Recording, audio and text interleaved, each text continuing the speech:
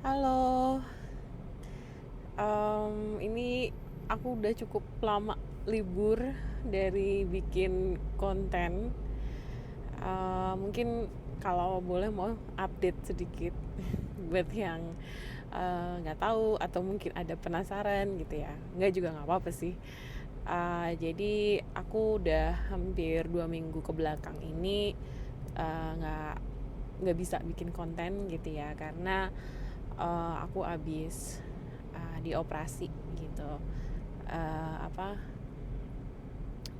aku habis operasi namanya lumpektomi, istilah medisnya, tapi kalau bahasa sederhananya operasi pengangkatan benjolan di payudara gitu. Alhamdulillah operasinya lancar gitu ya. Sekarang masih sedang dalam tahap rawat jalan, apa namanya, proses pemulihan. Masih harus bolak-balik ngecek luka jahitan operasinya gitu ya. Mudah-mudahan sih akhir minggu ini bisa ini ya, benangnya dilepas gitu, jadi udah bisa full.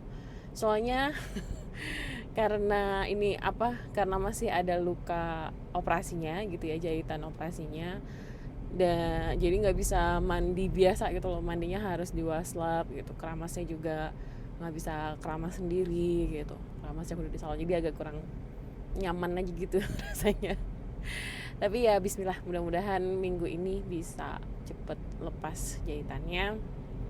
Terus mungkin aku mau share kok mendadak kok bisa gitu, ada apa nih gitu. Sebenarnya ini sih, dan mungkin ini aku buat teman-teman terutama yang perempuan yang mendengarkan ini dan mungkin usianya mirip-mirip kayak aku usianya 37 ya, jadi usia 30-an. Mungkin kalau aku boleh sharing gitu ya, kayaknya ini usia-usia kita yang kudu rajin self care gitu, rajin ngecek kesehatan kita gitu. Nah sebenarnya tuh aku udah mulai ngerasa agak nggak nyaman di bagian payudaraku itu ya beberapa bulan terakhir kali ya, atau mungkin ada setahun, dan biasanya munculnya itu justru pas PMS gitu. Jadi kan dalam siklus 1 bulan itu biasanya nanti seminggu menjelang mens itu atau masa-masa PMS itu aku mulai ngerasa kayak nggak nyaman gitu loh di bagian payudaranya gitu, ngilu-ngilu, nyeri-nyeri gitu. Nah aku pikir aku termasuk yang nggak bagus sih, contohnya aku agak denial.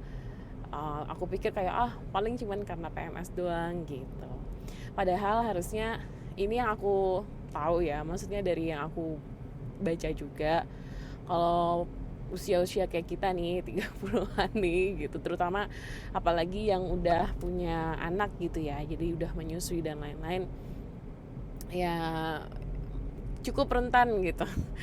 Ada benjolan di payudara. Nah dan termasuk aku juga awalnya ngerasanya karena sebenarnya nggak gede-gede banget, nggak, benjolan itu bentuknya nggak yang dari luar kelihatan benjolannya, enggak gitu, cuman kalau dipegang aja gitu kayak ada yang gerneng-gerneng ada yang kayak apa ya, ya kerikil-kerikil gitu lah, kecil gitu loh.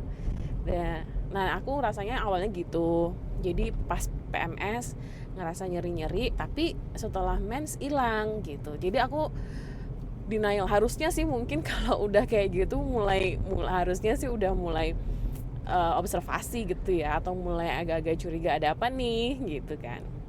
Nah terus pernah juga berapa bulan sebelumnya, jauh sebelumnya, aku coba konsultasi ke dokter gitu, karena ya jujur aku termasuk yang agak males ke dokter karena males ngantri panjang lain-lain gitu kan. Tapi ya udah waktu itu ke dokter juga ngecek gitu ya payudaranya, dan dia juga bilang iya ya kok kayak ada benjolan, tapi dia juga nggak begitu yakin, dan akhirnya dirujuk ke lab gitu. Nah ini juga kesalahan kedua aku adalah aku agak males ngurus ke labnya gitu, harusnya setelah dikasih rujukan ya langsung ke lab gitu. Akhirnya sekitar 2 atau 3 bulan yang lalu, 2 bulan sih kayaknya, 2 bulan yang lalu muncul lagi tuh gejalanya gitu kan, pas PMS rasanya nyeri-nyeri nih gitu, dan kok kayaknya nyerinya agak nambah ya gitu, nggak kayak dulu-dulu. Agak nyerinya tuh sampai yang berasa kayak kayak habis kejedut itu, tau gak sih yang rasanya agak panas gitu di badannya. Itu kenapa nih ya gitu, udah mulai curiga gitu. Terus sama suami, ya kamu harus cek kalau kayak gitu, udah nggak bisa di apa namanya, di ignore, diabaikan lagi gitu. Nah waktu abis itu aku mikir, logikanya sebenarnya bisa langsung ke dokter sih ya, cuma waktu itu aku mikirnya kayak kalau ke dokter pasti hasilnya akan sama nih, sama dokter akan disuruh ke lab. Jadi udah aku mutusin aku ke lab dulu, nanti baru ke dokter gitu.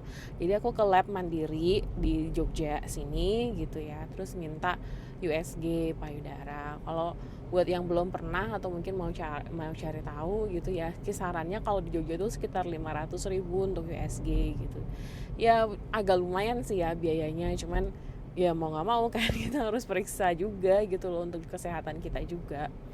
Nah habis itu aku periksa dan emang ternyata pas USG itu langsung kelihatan nih gitu, kiri dan kanan ada gitu. Nah habis itu aku bawa hasil USG-nya ke Vaskes 1 gitu ya, yang rujukan BPJS ku. Aku bawa ke Vaskes 1, dari sana dirujuk ke dokter bedah umum. Nah dari dokter bedah umum itulah kita memutuskan untuk ngambil tindakan operasi. Tapi menurutku yang aku pengen share adalah, yang penting cek dulu, kontrol dulu. Masalah nanti tindakannya mau seperti apa gitu ya. Aku pikir ini akan berbeda tiap case, berbeda tiap orang, preferensinya seperti apa gitu ya. Aku sih nggak akan endorse atau menganjurkan salah satu metode, enggak. Cuman kalau boleh aku share gitu ya buat teman-teman perempuan, because I care gitu. Yang kalau udah mulai ngerasa agak-agak nyeri-nyeri, beda, ayo dicek aja, bawa ke dokter atau cek lab aja langsung gitu. Itu sih sedikit ini ya sharingnya. Terus ya kemarin akhirnya aku operasi, alhamdulillah lancar. Aku mau share ini aja sih, ada satu kejadian lucu sih waktu di rumah sakit, waktu aku dirawat itu.